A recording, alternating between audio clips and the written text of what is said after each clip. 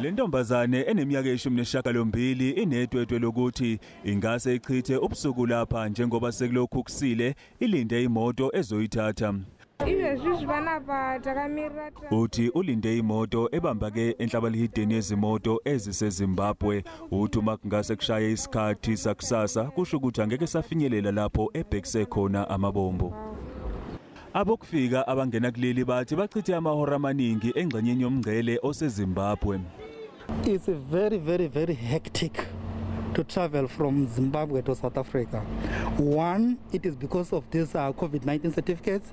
Secondly, there are too many people. There's a lot of bureaucracy around.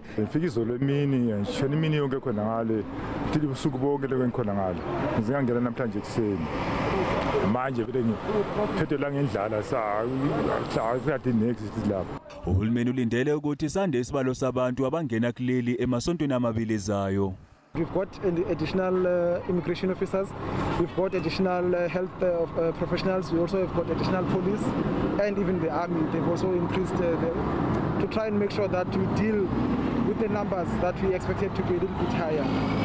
The plan is covering the initial period of January 2 up until the 14th. Kulindeleke ukuthi ukuqina kwemithetho eZimbabwe kunciphise ngamandla isibalo sabantu abangena kulomngcele.